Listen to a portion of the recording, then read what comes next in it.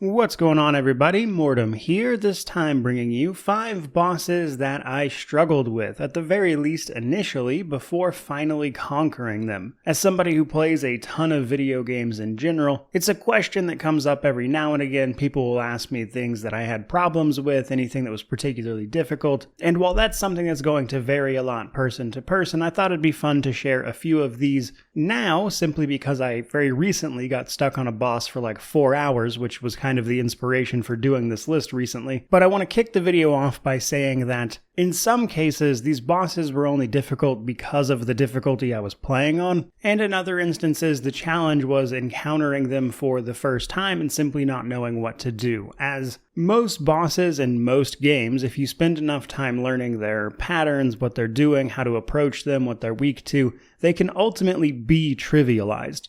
And while all the bosses on this list eventually got to that point, I nonetheless struggled with them at one point, typically my first encounter with them. But nonetheless, here's a few bosses that keep me humble, if nothing else. Though do keep in mind this is hardly a definitive list or anything. That said, let's dive right into it with the boss that sort of inspired this list, as it happened very recently in Armored Core 6. This is a boss at the end of Chapter 4 known as Ibis or Cell 240. They call it Ibis in some of the dialogues, but the health bar calls it IB Cell 240. I got stuck on this boss for about 4 hours, which is saying something when my first playthrough of the game came in at about 14 hours. The reason I struggled with Ibis is that it is incredibly fast and it hits incredibly hard. Now, the sort of counterpoint to that is that it also does not have a lot of health and is a bit susceptible to being stun-locked. It's also my understanding that shortly before this video was being made, From Software actually patched the game a bit, and this boss and a couple others were actually nerfed a tiny bit, or at least had some of their attacks adjusted, so this might be a little easier now. But ultimately, I found Ibis difficult because it constantly moves around the screen very, very quickly. And while I eventually learned the pattern to it and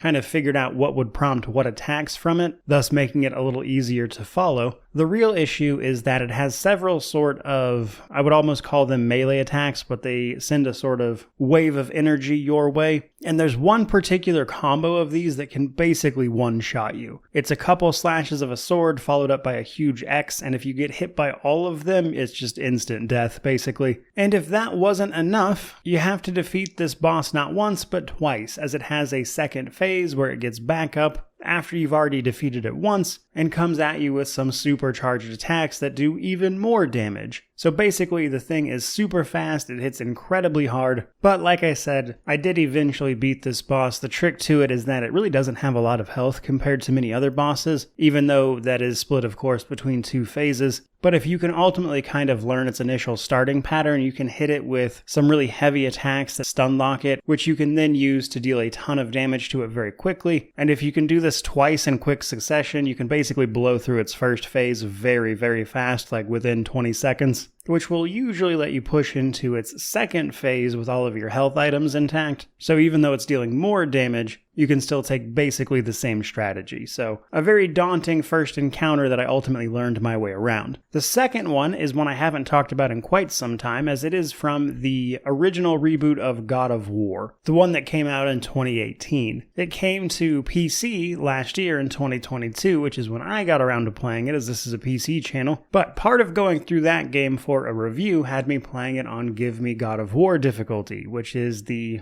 max difficulty that is recommended for New Game Plus, really, though you could technically start the game on it. Now, for the most part, that wasn't too bad. However, one boss in particular I really struggled with, which is the Dark Elf King. I cannot pronounce its actual name, don't ask. Now, honestly, I wouldn't even consider this a major boss, but on that particular difficulty, this particular boss became borderline impossible for me. The only way I actually managed to get through it was to just wind up cheesing it, but I died to this guy so many times trying to do it legitimately that I kind of just gave up and started going for the cheese strat, which for the case of this boss is its arena. You fight this guy in a room that is incredibly big, and you move a lot faster than it does when it's not actively engaged in combat with you. So what I would do is use my runic sort of charge up powers, hit it, run to the other side of the room, at which point it would be forced to kind of slowly walk after me, and by the time it got to me, my runic powers would be recharged, I could hit him again, run to the other side of the room, etc. And it took a while, but that strategy was effective and kept me from pulling my hair out. Because something about this boss and the way it moves, I just couldn't wrap my head around. Most bosses, after a while, especially in action games, you can kind of learn their pattern and adjust to it, but this particular enemy type, which this guy is ultimately just a bigger, tankier version of, has a really erratic move pattern that I could just never quite figure out. They just kind of flit around on their weird little dragonfly-like wings, and I didn't care for it. So I could never quite get to a point where I was nailing this, which is why it is on a list like this. That does bring us to our third entry, though, and this is actually from a CRPG known as Underrail. More specifically, it's the final boss.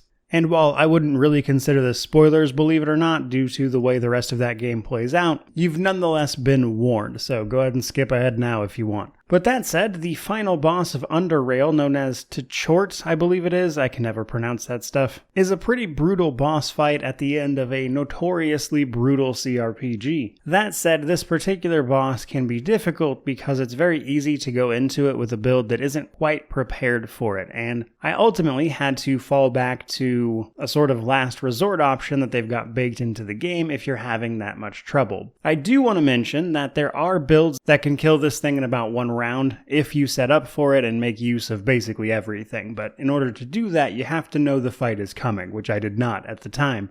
But if you go into it unprepared, you have to face a monster with many tentacles that heals basically every round and can deal a nonsense amount of damage to you, which means for certain builds this is borderline impossible. However, if you're having a lot of trouble, it's possible to sort of back up and complete a very long optional puzzle to deal with it. It's way too much to get into now, but you'll probably need a guide for said puzzle, as it's pretty complicated. The gist of it, though, is that you use a bunch of chemicals to weaken the guy before you even get into the fight, which kills like half of the tentacles, gets rid of most of his regen, and just makes it a much more manageable fight, which is ultimately what I had to do to defeat this guy because beforehand it was just too much. And while, again, there are builds that can absolutely do this fight at full strength, if you're not prepared for that boss fight, you're in for a real bad day, as I certainly found out the hard way. Moving right along to number 4, though, we have a boss from Neo 1, which I completed this year, and it is one of the final DLC bosses, who I believe is named Toyotomi, something like that. And this is basically a 1v1 versus another samurai, and the issue I had here is that the way this guy fights was a borderline hard counter to the build I had been running up to this point, and while I eventually got it, I had to play very, very precisely. Throughout much of Neo, I used a sort of brute force build where I would take an axe and effectively just hit things so hard and often that they were borderline stun-locked for most of it, which worked surprisingly well against most bosses. This particular guy was having none of it, though. Even with this build, it was very difficult to get him into a fatigued state where I could hit him with a special attack to deal more damage, especially when he would pop his living weapon, which makes him temporarily immune to stagger effects, which added just that little bit of extra complication. And because this was, again, kind of just a hard counter to the way I was playing the game, I had to resort to some of the cheesier magic moves you can pull off, like the sloth spell that will just slow them down, and once I took his speed away, it was a bit more manageable. But even with that, I still had to play pretty precisely to get this done. Definitely the most difficult boss, and I was stuck on it for a few hours